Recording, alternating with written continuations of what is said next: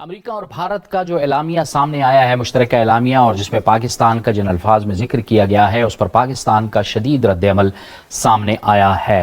भारत अब इटसेल्फ एक trading hub बन चुका है और अगर हमने मुकाबला करना है, पाकिस्तान ने अगर अपनी बातें मनवानी है तो फिर हमें उसी मैदान में जाकर मुकाबला करना पड़ेगा।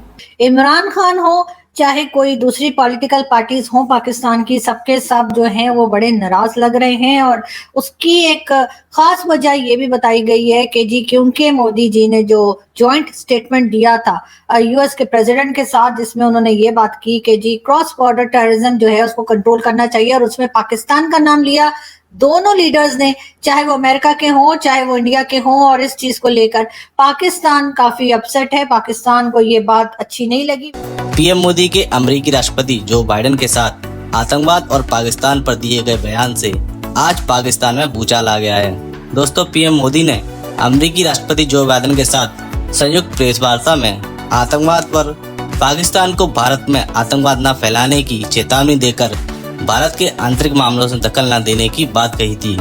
की बदलती हुई सूरत हाल में अमेरिका को भारत से वाबस्तगी नुमाया हो रही है। ये दोनों ममालिक न सिर्फ करीब आ रहे हैं बल्कि पाकिस्तान पर तनकीद भी अब कर रहे हैं। भारत के वजीर आज़म नरेंद्र मोदी पाकिस्तान के खिलाफ अमेरिका की जानिब से सख्त लबो लहजा अपनाया गया है। पाकिस्तान भारत को निशाना बनाने वाली तंजीमों के खिलाफ कार्रवाई करे, ये अहकाम दिए गए हैं, जबकि दहशतगर्दी के मामले पर डू मोर का मुतालबा एक बार फिर कर दिया गया है। पाकिस्तान काफी अपसेट है, पाकिस्तान को ये बात अच्छी नहीं लगी। वैसे मोदी जी ने क्या समझा था कि वो इस किस्म की बात करेंगे तो सरदार बहुत खुश होगा, शाबाशी देगा। जाहिर है सरदार नाराज होगा और सरदार नाराज हो ही गया है। इंडिया जो है ज्यादा अहम है अमेरिका के लिए और अमेरिकन इंटरेस्ट के लिए। देखिए, कहने की बात यह है, जो अमेरिका ने पाकिस्तान के साथ ये किया है, उन्होंने क्या कहा है, उन्होंने किया क्या है, पहले तो see what they have done जी। उन्होंने एक डिफेंस अलायंस, और डिफेंस अलायंस का मतलब डिफेंस एंड अटैक, उनको अब India and America are in a defence alliance. उस अलायंस में हिंदुस्तान को अमेरिका ने कहा है और बताया भी है कि जिस किस्म की इक्विपमेंट आपको चाहिए, missile, planes, drones, intelligence, special equipment, और खास तौर से वो इक्विपमेंट जो चीन और पाकिस्तान के न्यूक्लियर एसेट्स को लोकेट करता है और फ्रीज कर सकता है या टारगेट कर सकता है फ्रॉम स्पेस, वो भी उनके पास अवेलेबल है। कंप्यूटर जैमिंग सिस्टम्स, ये वो सब चीज उनको ऑफर किया है। साथ साथ उन्होंने उनको डिप्लोमेटिक, पॉलिटिकल और इकोनॉमिक सपोर्ट भी दिया है। व्हाई? To wage war. आप समझते हैं इस ब्लैंक चेक के बाद एक आदमी जिसका नाम है मूडी, जो उसका सबसे बड़ा ख्वाहिश क्या है, वो खुद कहा कि जब बांग्लादेश बना और मेरा कंट्रीब्यूशन उसका काफी बड़ा है, और वो हसीना वाजिद ने भी मानी कि मैंने आरएसएस के और हिंदू महासभा के लोगों को ट्रेन करके भेजा एज मुख्ती बाहिनी। थे तो वो हिंदू मगर आए थे एज मुख्ती बाहिनी और इस्तेमाल हुए थे पाकिस्तान के खिलाफ। वो उसको एक फ्रीडम मेडल मिला। तो उस किस्म का आदमी, आप समझते हैं कि ऐसे मौके को इस्तेमाल नहीं करेगा? क्या बात है, बिल्कुल करेगा। अब थोड़ा सोचिए, उन्होंने क्या किया है।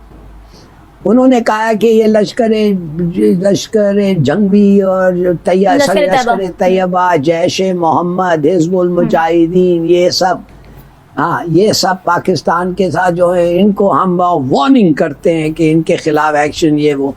और साथ साथ कहने लगा अल कायदा और दाइश, ये भी डाल दिया हालांकि al Qaeda and Daesh are against Pakistan, इनकी जिम्मेवारी भी हमारे ऊपर डाल दी है। बिल्कुल। तो देखिए, कहने की बात यह है कि क्या ये बहाना ढूंढ रहे हैं जंग के लिए?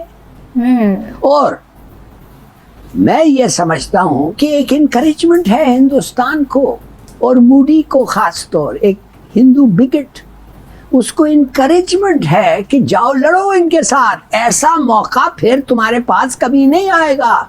तुम्हारे पास हथियार ज्यादा है, डिप्लोमेटिक, पॉलिटिकल और इकोनॉमिक सपोर्ट एक सुपर पावर का है, सुपर पावर तुम्हारे पीछे खड़ा हुआ है, तुम वो सुपर पावर को एक की एलाई है चीन के खिलाफ। हाँ, तो आप मुझे बताएं ये क्या हो रहा है। मैं आपको कहना चाहता हूं कि हमें अपने समझना चाहिए कि इतना बड़ा थ्रेट वाजे इन फ्रंट, वो कहते हैं ना इन योर फेस थ्रेट, कभी पाकिस्तान के साथ नहीं हुआ है। एंड मोर इम्पोर्टेंटली हमारी इंडिपेंडेंट एग्जिस्टेंस इस वक्त ना अमेरिका बेनिफिट करता है ना इंडिया बेनिफिट करता है। बेनिफिट छोड़ें, who loses अगर पाकिस्तान को कुछ हुआ? Certainly not America.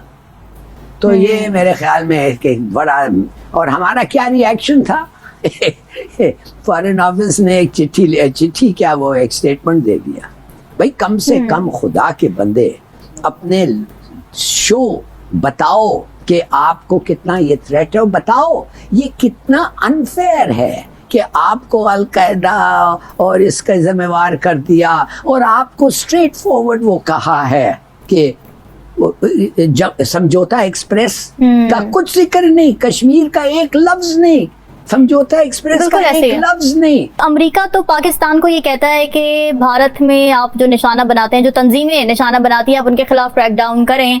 आपका साइज कितना है और आप इन चीजों को कितना स्ट्रेटेजिकली यूज करते हैं to engage with the world, which unfortunately हमने कभी नहीं किया। We have never that somebody should have asked Bilawal Bhutto कि जो आपने एक साल में पाकिस्तान को सो कॉल्ड आइसोलेशन से निकालने के लिए यूएस के इतने दौरे किए हैं, उसका रिजल्ट ये है क्या? उसका रिजल्ट ये वही वर्ड्स और वही टोन एंड टेनर है जो 90s से हम सुनते आ रहे हैं पाकिस्तान के बारे में? कुछ भी नहीं।